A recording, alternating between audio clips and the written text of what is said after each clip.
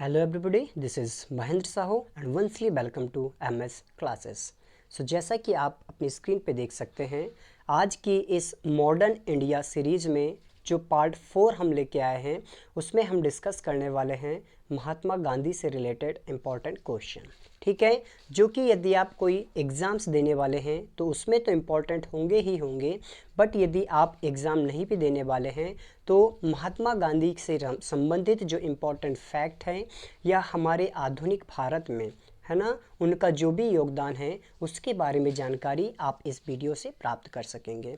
महात्मा गांधी से संबंधित कई सारे क्वेश्चंस एग्जाम में पूछे जाते हैं, तो यहाँ पे हमने लगभग 20 क्वेश्चन कवर किए हैं, जो कि पार्ट 1 होगा, जिसमें हम 20 क्वेश्चंस महात्मा गांधी से रिलेटेड डिस्कस करेंगे, साथ में डिटेल्ड एनालिसिस भी करेंगे। और जल्दी हम इसका पार्ट 2 लेके आएंगे, उसमें हम आगे के जो इम्पोर्टेंट पॉइंट हैं, हिस्ट्री में इनका जो योगदान है, भारतीय इतिहास में जो योगदान है, उसे भी हम डिस्कस करेंगे। ठीक है, सो चलिए स्टार्ट करते हैं इम्पॉर्टेंट क्वेश्चन। तो सबसे पहले तो क्वेश्चन आते हैं इनके जन्म से ही रिलेटेड, जो कि आप लोगों ने ऑलरेडी स्कूल के टाइम पे महात्मा गांधी का जब हम निबंध पढ़ते थे तो उस समय पे याद किया होगा।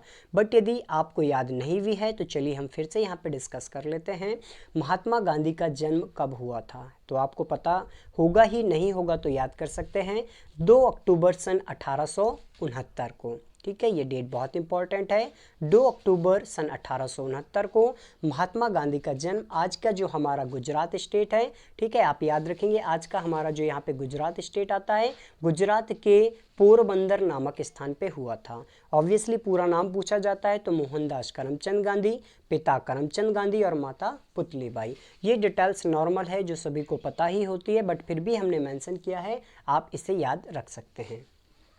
सेकंड क्वेश्चन यहाँ पे हमने शामिल किया है, महात्मा गांधी का विवाह किस उम्र में हुआ था, है ना। उम्र आपको पता करनी है, तो पहले के समय में बहुत ही छोटी उम्र में विवाह कर दिया जाता था, तो इनकी उम्र उस समय पे थी 13 ईयर की, है ना। ये पॉइंट आपको याद रखना है। किनके साथ हुआ था, कस्तूरबा गांधी के साथ हुआ था, और इनके 4 बेटे थे। क्वेश्चन आता है कि कितने बेटे थे या उनका नाम क्या था या इनमें से कौन उनका बेटा नहीं था। सो हरिलाल, मणिलाल, रामदास व देवदास, ये 4 बेटे थे। ये पॉइंट आप भी यहाँ पे याद रखेंगे। नेक्स्ट क्वेश्चन पूछा जाता है कि जैसे ही महात्मा गांधी पढ़ाई कर लेते हैं कंप्लीट इंडिया में, उसके बाद वो जाते हैं बैरिस्टर की स्टडी के लिए, तो ये किस वर्ष जाते हैं इंग्लैंड बैरिस्टर की स्टडी के लिए, या किस वर्ष जाते हैं लंदन बैरिस्टर की पढ़ाई करने के लिए, है ना। तो ये क्वेश्चन है, तो इसका आंसर आपको याद रखना है कि सन 1888 में 1888 ईस्वी में गांधी जी क्या करते हैं, इंग्लैंड जाते हैं या लंदन जाते हैं बैरिस्टर की पढ़ाई करने के लिए, और उसके बाद वहाँ पे कंप्लीट करके कब रिटर्न होते हैं, 1891 ईस्वी में ये रिटर्न होते हैं। ठीक है, तो ये दोनों फैक्ट आपको याद रखना है, 1888 ईस्वी में जाते हैं और 1891 ईस्वी में वापस आते हैं। ठीक है, नेक्स्ट पॉइंट, अब जब 1891 में वापस आते हैं तो उसके बाद ये 2 साल इंडिया में क्या करते हैं, एज अ लॉयर काम करते हैं, बट इन्हें यहाँ पे शुरुआती सफलता नहीं मिलती है। तो उस समय पे क्या होता है, साउथ अफ्रीका से इन्हें बुलाया जाता है कानूनी सलाह के लिए। ठीक है ना, आप देख सकते हैं साउथ अफ्रीका कहाँ पे है, this is our country India, ये प्यारा भारत देश हमारा है। उसके यदि हम यहाँ से जाएं तो ये आपकी आती है अफ्रीका कॉन्टिनेंट के साउथ में, साउथ अफ्रीका कंट्री। ठीक है ना, तो यहाँ पे जाते हैं गांधी जी।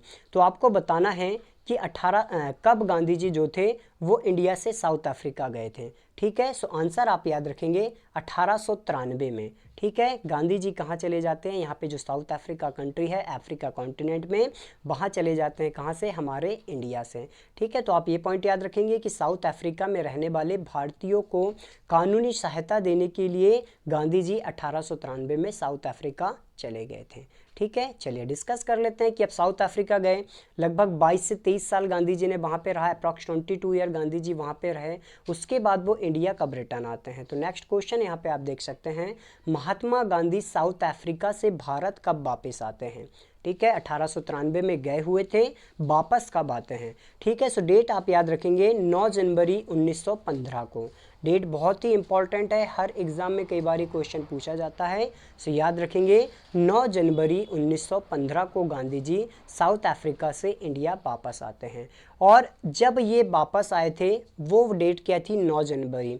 तो बाद में क्या किया गया, 2013 से याद रखेंगे 2013 से 9 जनवरी को हर साल क्या किया जाता है, भारतीय प्रवासी दिवस के रूप में मनाया जाता है। आप देख सकते हैं इंडियन डायस्पोरा डे या भारतीय प्रवासी दिवस के रूप में कब से मनाया जाता है, 2013 से मनाया जाता है। ठीक है, ये क्वेश्चन भी पूछा जाता है कि क्यों 9 जनवरी को ही भारतीय प्रवासी दिवस मनाया जाता है, क्योंकि इस दिन महात्मा गांधी साउथ अफ्रीका से भारत वापस आए थे। ठीक है, चलिए डिस्कस कर लेते हैं। जब गांधी जी भारत वापस आते हैं तो वो किसे अपना राजनीतिक गुरु बनाते हैं, या कह सकते हैं कि गांधी जी के राजनीतिक गुरु कौन थे, पॉलिटिकल टीचर कौन थे उनके, पॉलिटिकल गुरु कौन थे उनके। ठीक है, तो आप लोगों को यहाँ पे याद रखना है गोपाल कृष्ण गोखले जो थे, ठीक है, वो गांधी जी के क्या थे, राजनीतिक टीचर थे, राजनीतिक गुरु थे। याद रखेंगे गोपाल कृष्ण गोखले।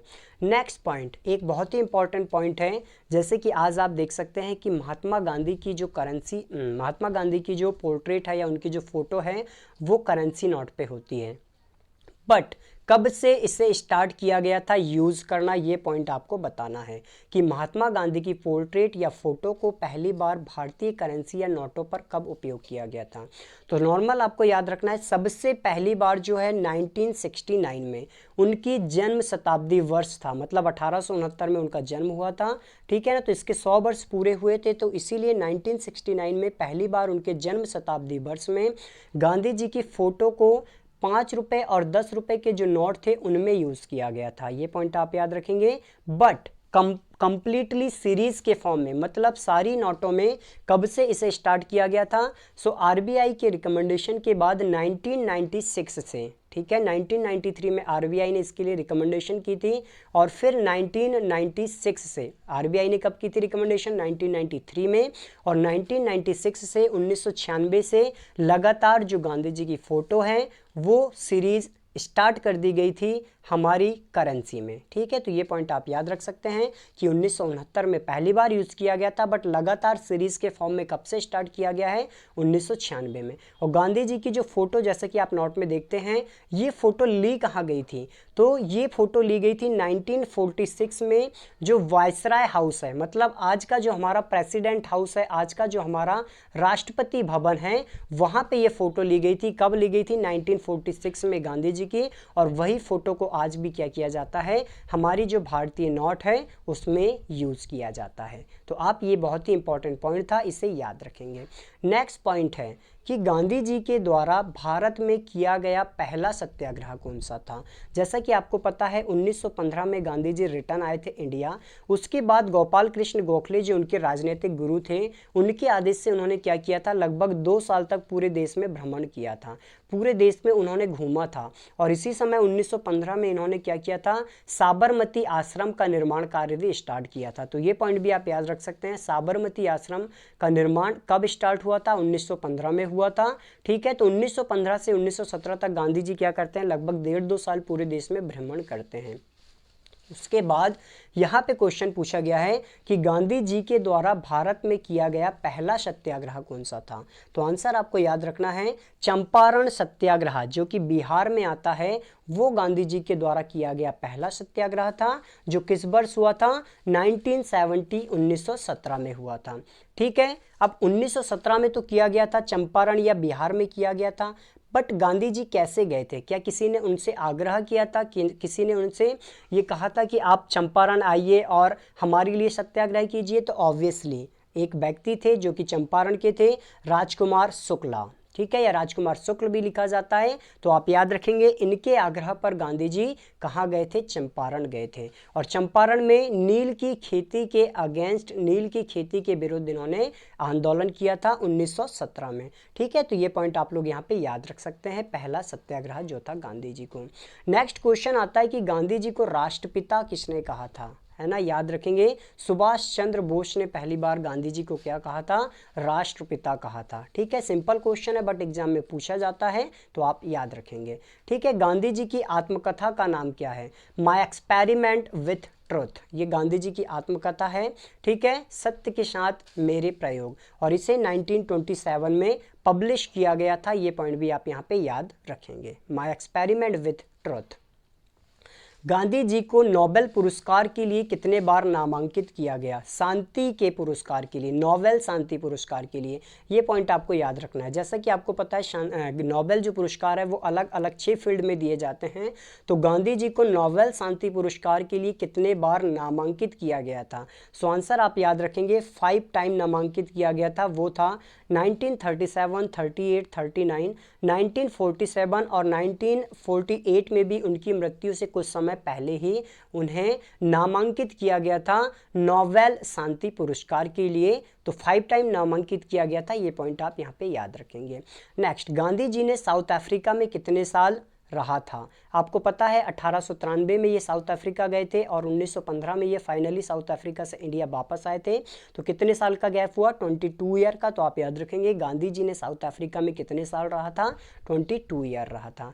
नेक्स्ट, गांधी जी के द्वारा साउथ अफ्रीका में पब्लिश किए गए न्यूज़पेपर का नाम क्या था? सो इंडियन ओपिनियन ये न्यूज़पेपर, जैसा कि आप यहाँ पे देख सकते हैं, इंडियन ओपिनियन न्यूज़पेपर ये पब्लिश किया गया था गांधी जी के द्वारा साउथ अफ्रीका में। ठीक है, ये पॉइंट आपको याद रखना है, इंडियन ओपिनियन न्यूज़पेपर।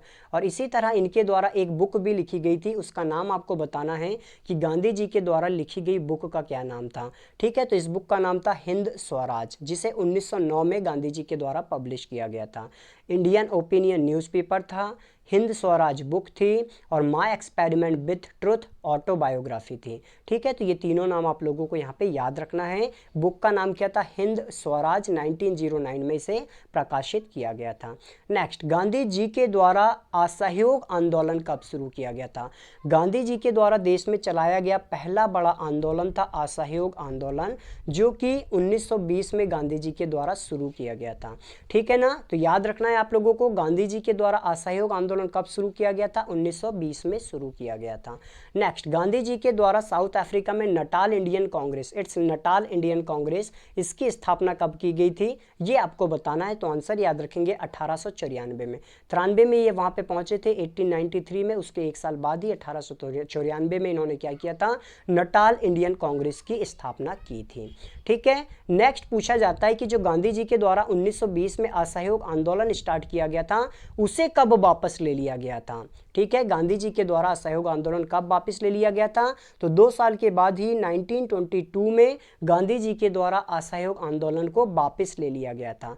क्यों? क्योंकि यहाँ पे चौरी चौरा कांड जो हुआ था 1992 में, ठीक है, फरवरी 1992 में, जिसमें क्या किया गया था, यहाँ के जैसा कि आप देख सकते हैं, जो भारतीय थे उनके द्वारा एक पुलिस चौकी को जला दिया गया था, जिसमें कुछ 20 से 25 के आसपास, लगभग 23 से 24 के आसपास जो पुलिस ऑफिसर्स थे उनकी मृत्यु हो गई थी जल के, और 3 सिविलियंस की भी मृत्यु हो गई थी।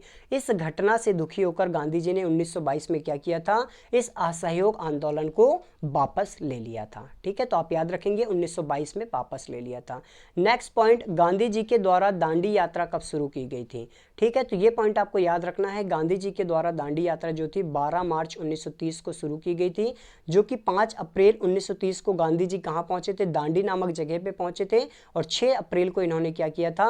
नमक कानून तोड़ा था। ये पॉइंट आपको यहाँ पे याद रखना है। ठीक है, कब शुरू की गई थी? 12 मार्च 1930 को। ठीक है, नेक्स्ट क्वेश्चन पूछा जाता है कि गांधी जी कांग्रेस के किस सेशन की अध्यक्षता की थी? गांधी जी ने कांग्रेस की किस सेशन की अध्यक्षता की थी? तो आप लोगों को याद रखना है, गांधी जी सिर्फ एक ही बार कांग्रेस के अध्यक्ष बने थे 1924 में, और ये था गांधी जी ने जिस सेशन में अध्यक्षता की थी वो था बेलगांव सेशन। ठीक है, सो याद रखेंगे गांधी जी ने कांग्रेस के किस सेशन में अध्यक्षता की थी? तो गांधी जी ने बेलगांव सेशन में अध्यक्षता की थी। इसी तरह गांधी जी ने जो करो या मरो का नारा था वो किस आंदोलन में दिया था? तो आप लोगों को याद रखना है, गांधी जी ने करो या मरो का जो नारा था वो भारत छोड़ो आंदोलन में दिया था। ठीक है, पॉइंट याद रखेंगे, गांधी जी ने करो या मरो का नारा किस आंदोलन में दिया था? तो भारत छोड़ो आंदोलन में उन्होंने ये नारा दिया था। ठीक है, तो यहाँ पे हमने पार्ट 1 कवर किया, जिसमें हमने महात्मा गांधी से रिलेटेड जो भी इंपॉर्टेंट फैक्ट्स थे वो कवर किया। जल्दी हम इसका पार्ट 2 लेके आएंगे, जिसमें जो एक्स्ट्रा डिटेल्स थी महात्मा गांधी से रिलेटेड उन्हें हम कवर करने वाले हैं। यदि वीडियो पसंद आया हो सो वीडियो को लाइक करें, और यदि अभी तक आपने चैनल को सब्सक्राइब नहीं किया है तो प्लीज़ इसे सब्सक्राइब कर लें। Thank you so much.